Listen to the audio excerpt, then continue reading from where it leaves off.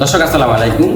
নবম pay scale বাস্তবায়ন হলে এমপিভুক্ত শিক্ষকদের মূল বেতন শতভাগ বাড়বে, এমন খবর নিঃসন্দেহে আশাব্যঞ্জক, তাই না?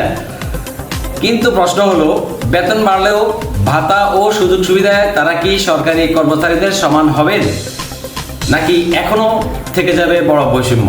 দর্শক, ভিতরের সংবাদটুকু একটু শুনুন মনোযোগ সহকারে। শিক্ষা প্রশাসনের শীর্ষ কর্মকর্তাদের বরাতে গণমাধ্যমে প্রকাশিত খবরে জানা যায় যে নবম পে স্কেল বাস্তবায়ন হলে এমপিভুক্ত শিক্ষকদের মূল বেতন শতভাগ বাড়বে। এটা ঠিক আছে, এটা বাড়বে, আমরা তো জানি। এটা আগেও যেভাবে বেড়েছে এখনও সেভাবেই বাড়বে। এছাড়া মূল বেতনের সঙ্গে বৈশাখী ভাতা ও উৎস ভাতাও বাড়ানোর কথা রয়েছে। স্কেল বাড়লে তো এগুলোও বাড়বে। বৈশাখী ভাতা আমাদের কত দেয়? 20%, আর উৎসব ভাতা 50%। এখন নতুন বেতন কাঠামো অনুযায়ী এমপিভুক্ত শিক্ষকরা বাড়ি ভাড়া ভাতাও পাবেন। কি চমৎকার নিউজ, সংবাদ, তাই না? তবে এখানেই শুরু হচ্ছে পার্থক্যটা। কি কি পার্থক্য আপনারা একটু লক্ষ্য করুন। সরকারি চাকরিজীবীরা যেখানে মূল বেতনের 45 থেকে 60% পর্যন্ত বাড়ি ভাড়া পেয়ে থাকেন, সেখানে এমপিভুক্ত শিক্ষকরা পাবেন মাত্র 15% বাড়ি ভাড়া। কি ধরনের পার্থক্য, কি বৈষম্য! শুধু বাড়ি ভাড়ার ক্ষেত্রেই নয়, চিকিৎসা ভাতার বিষয়েও রয়েছে ব্যাপক ব্যবধান। বর্তমানে এমপিভুক্ত শিক্ষকরা চিকিৎসা ভাতা পাচ্ছেন মাত্র 500 টাকা। অন্যদিকে নতুন পে স্কেল অনুমোদিত হলে সরকারি চাকরিজীবীদের চিকিৎসা ভাতা বাড়িয়ে 4000 টাকা থেকে 10,000 টাকা পর্যন্ত করার প্রস্তাব রয়েছে সুপারিশে। এছাড়া সরকারি চাকরিজীবীদের টিফিন ভাতা বৃদ্ধি পেয়ে 1000 টাকা করা হবে। কিন্তু এমপিওভুক্ত শিক্ষকরা এক্ষেত্রে কোনো টিফিন ভাতাই পাচ্ছেন না। এই আরেকটা বৈষম্য। বিনোদন ভাতার দিক থেকেও রয়েছে বৈষম্য। সরকারি কর্মচারীরা প্রতি 1 বছর পর পর মূল বেতনের সমপরিমাণ বিনোদন ভাতা পেলেও, চিন্তা করেন, মূল বেতনের সমপরিমাণ ভাতা তারা 1 বছর পর পর পেলেও এমপিওভুক্ত শিক্ষকদের জন্য এমন কোনো ভাতা নেই।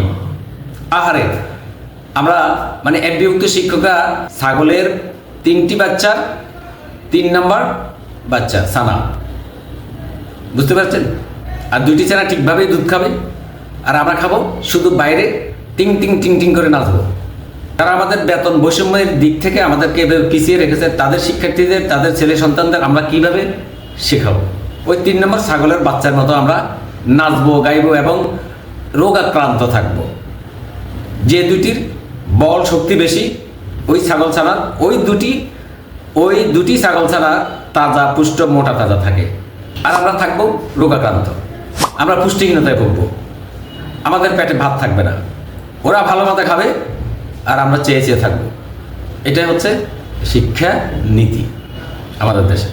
আরেকটা বিষয় দেখুন, সরকারি চাকরিজীবীদের ক্ষেত্রে 2 সন্তানের জন্য প্রতি মাসে 1000 টাকা করে শিক্ষা ভাতা দেওয়া হচ্ছে, যা নতুন বেতন কাঠামোতে 2000 টাকা সুপারিশ করা হয়েছে।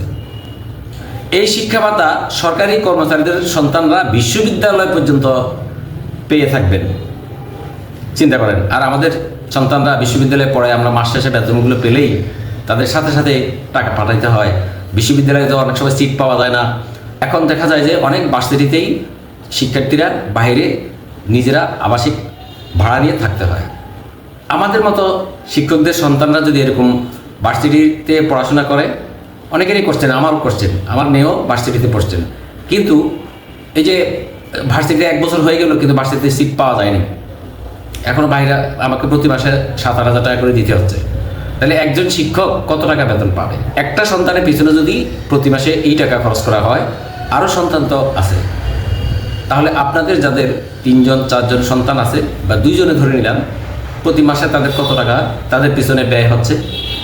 আমাদের সন্তানদের জন্য শিক্ষা ভাতা কই? অথচ এমপিভুক্ত শিক্ষকদের সন্তানদের জন্য কোনো শিক্ষা ভাতার ব্যবস্থা নেই। আমরা একেবারে মাহরুম। এখানেও আমরা ওই 3 নম্বরটা, ছাগল ছানা 3 নম্বরটা, এখানে আমরা রোগাক্রান্ত।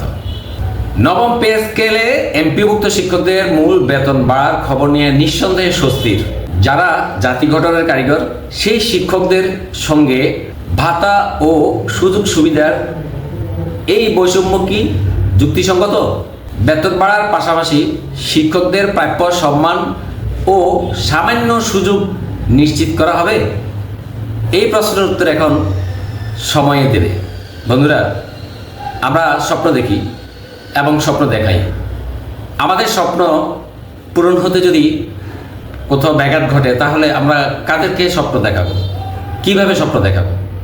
আপনাদের কাছে এই প্রশ্ন থেকে গেল।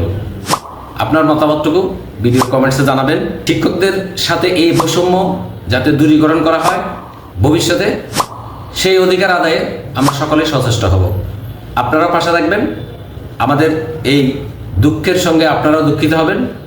আশা করি আমার ভিডিওটি যদি ভালো লাগে তাহলে লাইক ও শেয়ার করে পাশে থাকবেন। ধন্যবাদ। আসসালামু আলাইকুম।